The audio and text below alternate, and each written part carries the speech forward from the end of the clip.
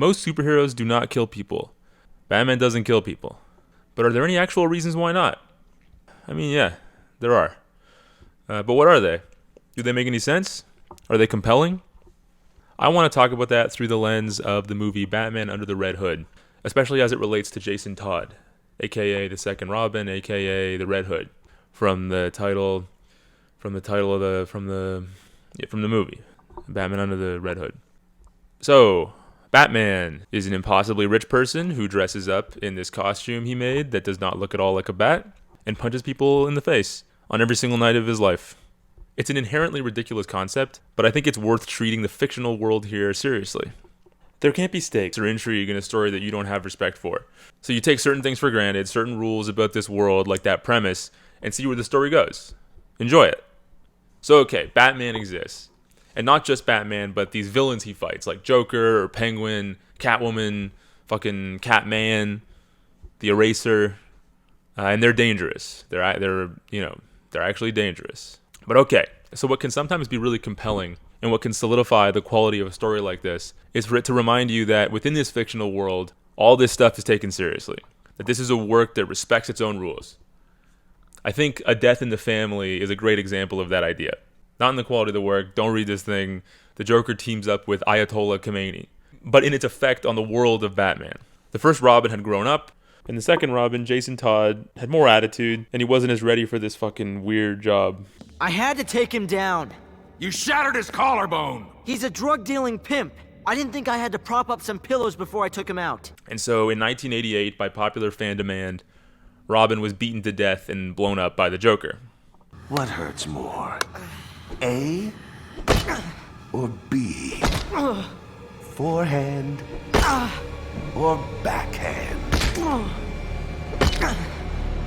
And that reminds you viscerally that as stupid as all this is, as much fun as we're having with it, for the characters, this is serious, dangerous. In the world of the story, Batman dressed up a kid in a bright outfit, sent him out to fight evil psychos, and got him killed. So now to the movie, Batman Under the Red Hood. This is an adaptation of a 2005 comic storyline where Jason Todd returns to life. You just gotta go with it. And he wears a red helmet and calls himself the Red Hood. So Red Hood, Jason Todd. So Red Hood, Jason Todd, becomes the vigilante that some people might argue that Batman should be. The one who kills people.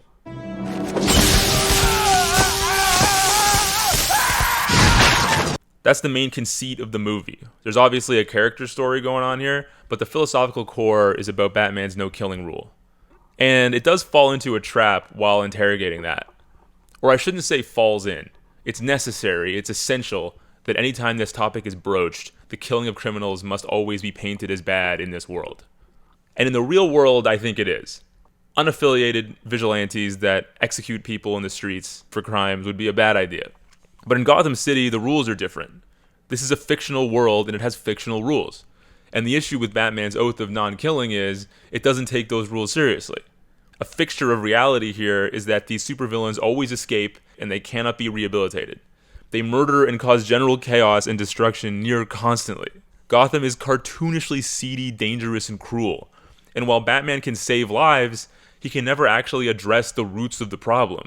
And that's for one extremely obvious reason. We need more Batman stories.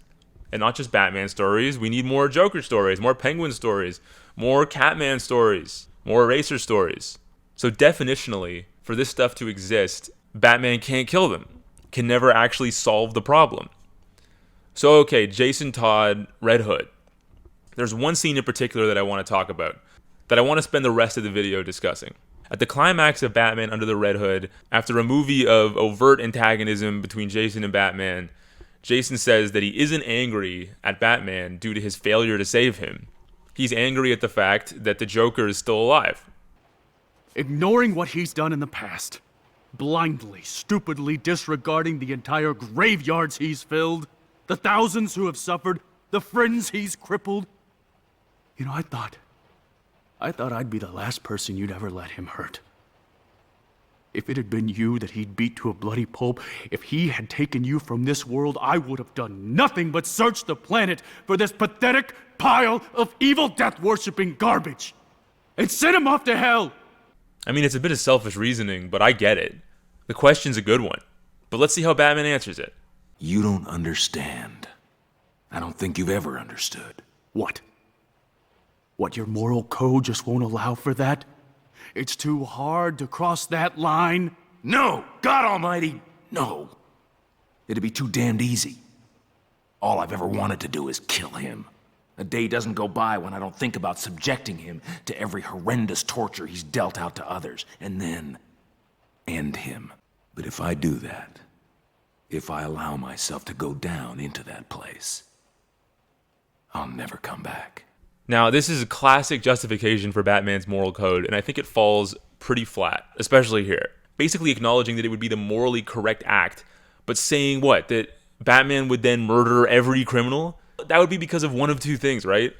Either he just loves the act and enjoys it a lot and just can't stop doing it, just can't stop murdering everybody, or because it earnestly improves the lives of everybody in the city and does what his job is supposed to be, which is protecting innocent people from crazed psychopaths.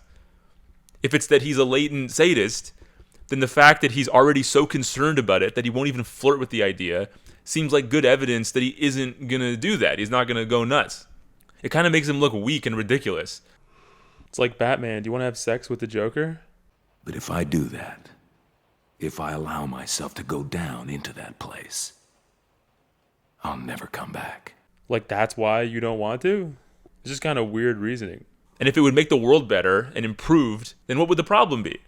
He's basically just admitting the metatextual issue there, that then there wouldn't really be supervillains anymore. Anyway, it's a bad debate start for Batman. Why? I'm not talking about killing Penguin or Scarecrow or Dent. I'm talking about him.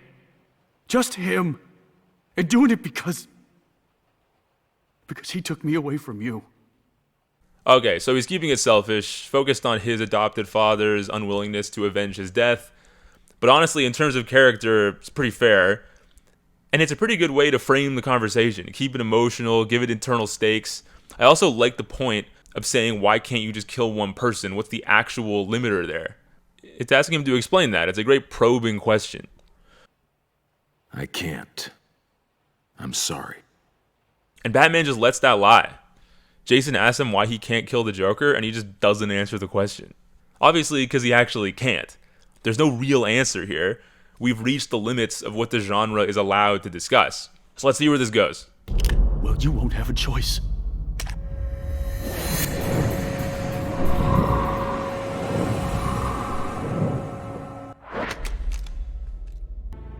I won't. This is what it's all been about. This. You and me and him. Now is the time you decide. If you won't kill this psychotic piece of filth, I will. If you want to stop me, you're gonna have to kill me. You know I won't. I'm gonna blow his deranged brains out. And if you want to stop it, you're gonna have to shoot me. Right in my face! Okay, see, this is great. The narrative won't let this conversation go on any longer, but Jason is kind of forcing it to.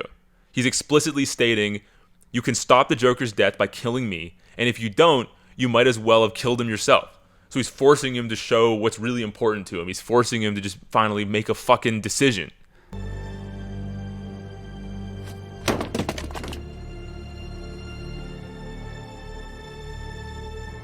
It's him or me! You have to decide! Decide now! Do it! Him or me! Decide! Okay, so there's the trap. We've now strained the limits of this conversation to their fictional breaking point. Batman has made a decision. He narratively has allowed Jason to kill the Joker. But somehow the story is going to treat it as if he didn't decide at all. And now Jason's intelligence, the coherent point he was making, breaks down. Because in a Batman story, a guy like this has got to be just another villain.